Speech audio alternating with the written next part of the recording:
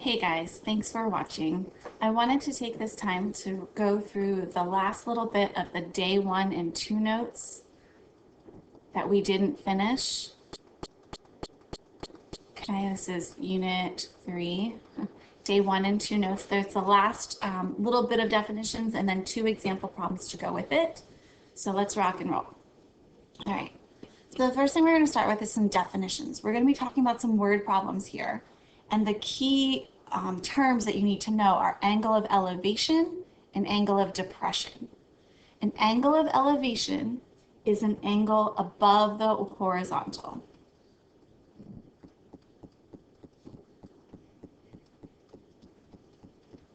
It's an angle above the horizontal. Go ahead and write this down with me. I'm going to ask you to take a picture of this when you're finished and upload it to Google Classroom. So you'll be getting credit for this work. So go ahead and write it down. Remember, with a video on YouTube, you can always speed it up, slow it down, pause it. If you need more time to write things down, you can pause as needed. All right, for real, here we go. So an angle of elevation is an angle above the horizontal. I like to draw a little picture with this. So imagine you had a person and they're looking out from the horizontal. Their angle of elevation is that they're looking up. Maybe it's going up to the top of the tree or the top of a building. They're looking up. This would be the angle of elevation. Oh, I'm out of room. That's okay. Elevation is what that's supposed to say. Okay. Angle of elevation from the horizontal looking up. It is never this angle here. It's never with the vertical height. Okay, it's never with that vertical line. It's always from the horizontal line. An angle of depression is similar. An angle of depression is an angle below the horizontal.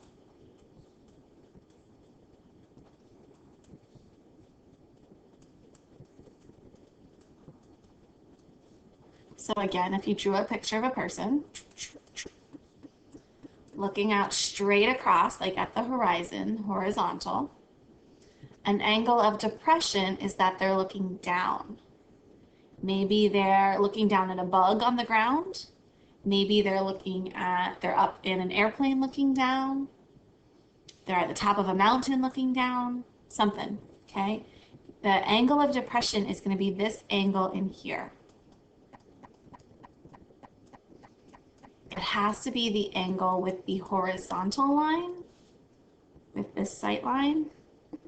It's here going down, okay?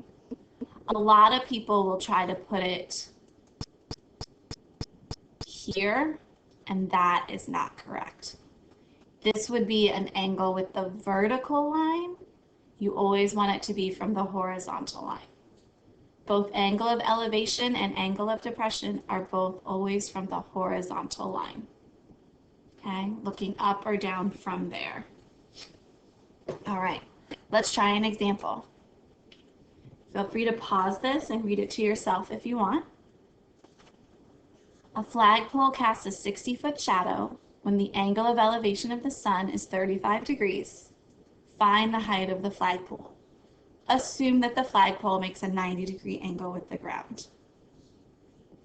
All right, I am going to test your brain here a little bit. Picture a flagpole. What to do? There's my flagpole. Maybe I'm going to put a flag on it like that. It's beautiful. And then we're going to make the ground. And I'm going to put a sun on here.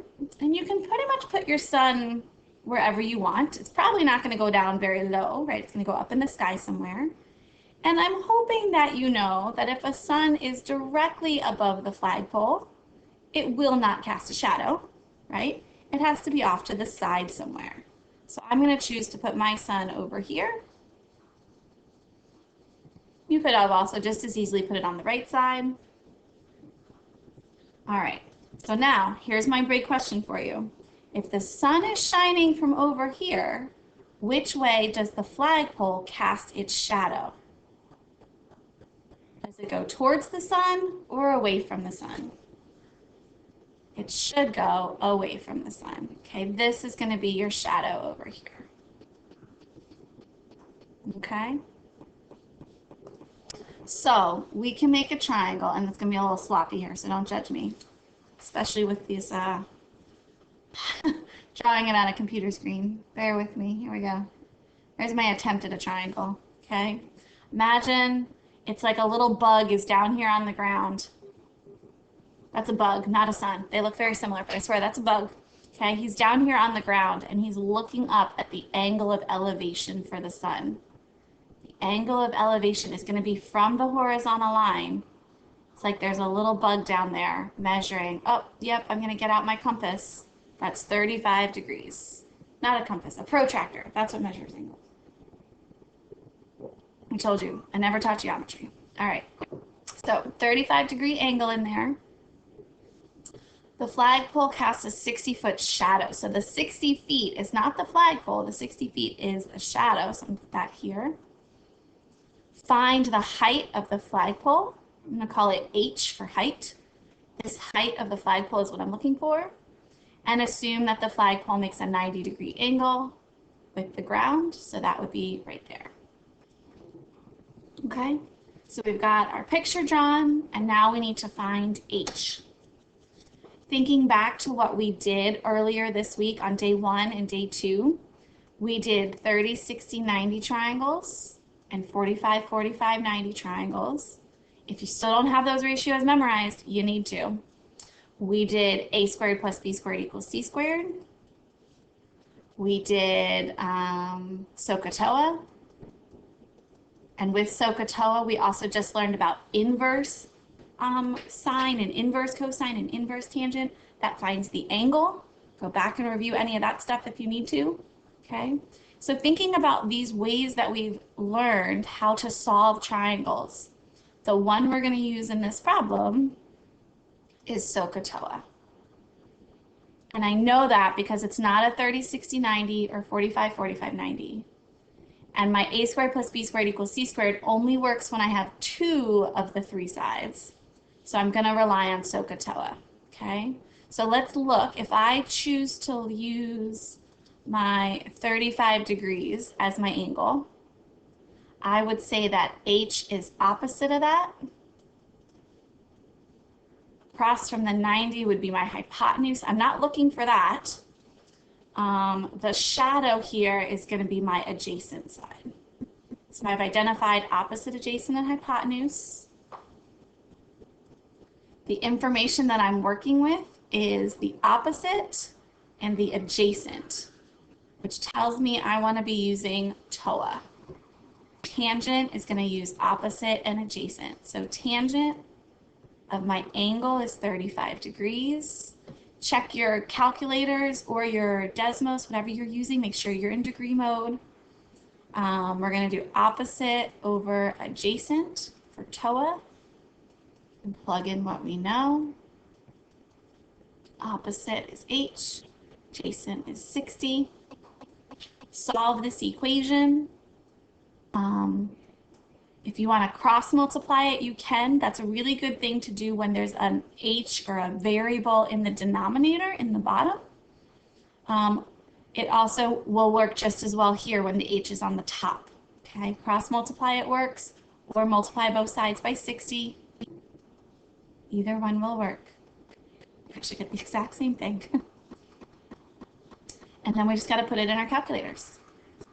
Let me grab my Desmos real fast. Sorry, I wasn't prepared for that part. What did I say? 60 tan 35. 60 tan 35. And there's my answer. Remember, you can check your mode by clicking on the little wrench. Scroll down to the bottom. Yep, I'm in degrees. That's the default for Desmos. Your calculator, though, defaults to radians. Always check your mode no matter which device you're on. I like to round to 3 decimals, so I'm going to say that is 42.012. And if I was a really good student, I would say feet, because I want to include the units. All right, let's do another one. Number 13. A wire needs to reach from the top of a building to a point on the ground. The building is 10 meters tall, and the angle of depression from the top of the building to the point on the ground is 22 degrees. How long should the wire be? Assume that the building makes a 90-degree angle with the ground. Time to draw.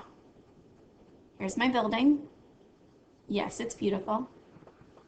And they're going to attach a wire from the top of the building to a point on the ground. The building is 10 meters tall. That's going to be the height. That's going to be here, 10 meters. The angle of depression. Okay, this is going to be the high part. The angle of depression from the top of the building to the point on the ground is 22 degrees. The most common mistake is to put that 22 degrees right here. The 22 degrees does not go here because this would be a measure, or an angle with the vertical line. See here with that vertical line? We don't want that. An angle of depression always has to be from the horizontal. So let me show you where this is going to go. It's a little weird. Imagine you were standing up at the top of that building, looking out straight at the horizon. Your angle of depression is going to be here. There's where your 22 degrees goes. All right, we're going to come back to that guy in a second. Let me finish putting in one last piece of information from the problem. It says, actually two things. It says that the angle with the ground is 90 degrees. That means it's not the Leaning Tower of Pisa. That's good. And it's asking, how long should the wire be? When I drew this picture, think about what color did I make the wire? I made it red. This was the wire. I'm asked for what is that length, that side, the hypotenuse, if you can see it that way. Okay? So, what do I do with this 22 degrees? That's the thing that throws everybody off because it's not in the triangle, right? It's outside of the triangle. What, Ms. Roses, how am I ever supposed to do that? Couple different ways you can do it. One way, you know that this is 90 degrees and the parallel lines mean that this whole thing up here, like all of this, would be 90 degrees. So if this guy's 22, what would this piece be? I think 68. I just did that in my head. I'm pretty sure that's right. Yes, 68. So that's one way to get an angle inside the triangle, is to know that those two are going to add up to 90. So that's going to be 68. Extra bonus, that's called supplementary. Remember that word? No, it's not. Complementary. Complementary. I'm pretty sure it's complementary from geometry. Like I said, never taught it, so I don't know all the words as well. All right. So the other way to do it, if you don't see that 68 there, another way to see it is to notice that this purple line and the black line are parallel to each other.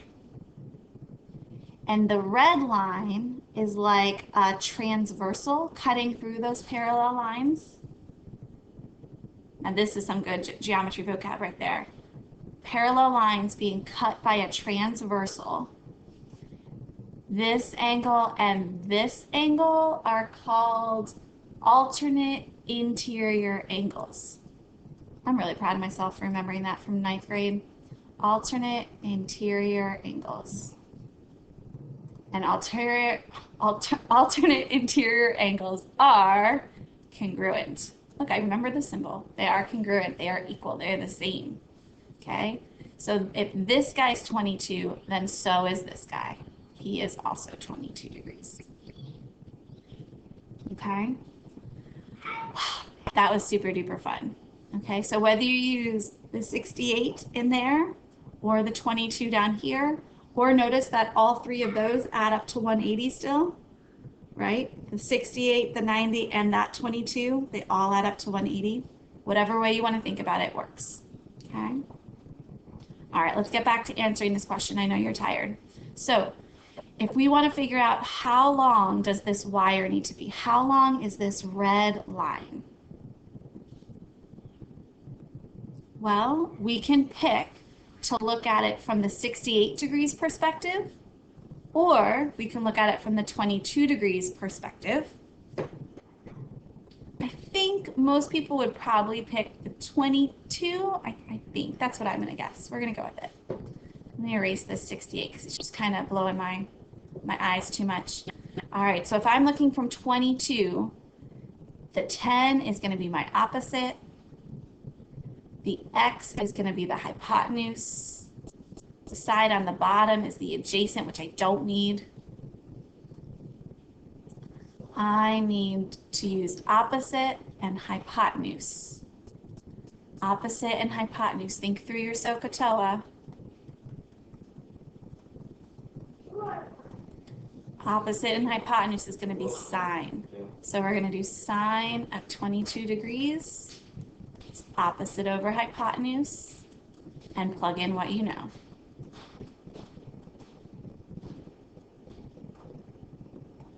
Oh, this is a great example. Oh my God, I'm so lucky that this is happening right now. This x in the denominator. This is what I was mentioning in the previous problem. Whenever you have a variable in the denominator, if the x is in the denominator, make sure you cross multiply.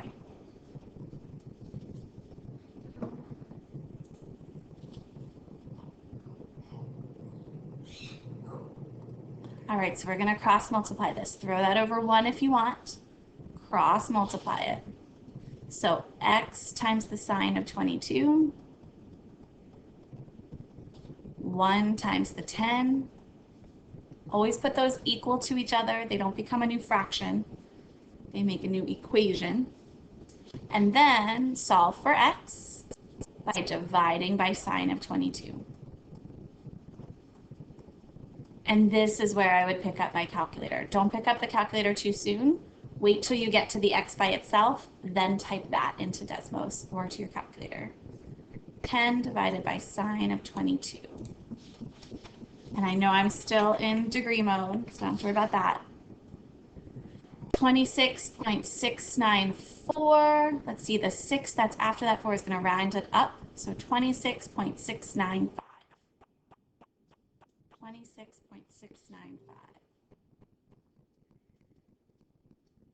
And I'm going to say meters to give some units. All right. Thank you guys for watching this. I know you didn't want to, but we needed to cover these topics and we just don't have time to fit them in anywhere else on day 3 or day 4. And it is going to be important to know this information for the quiz and for the test moving forward. So thank you guys for giving me this time. If you want some extra practice with this, which I would recommend, but I'm not going to require just because I don't have time to keep track of it, but I recommend you look back at the day 1 and 2 homework to number 14 and 15. Okay, initially I had said you could skip those on the homework. This is all from Google Classroom, the day 1 and day 2 homework. Scroll down to 14 and 15. Try these 2 word problems. Reach out to me if you need help with them. The answer key will be up on Blackboard so you can check them. But it's definitely worth taking a few minutes to practice these to make sure you're good for the upcoming quiz after winter break and the test after winter break. But make sure you're good, okay?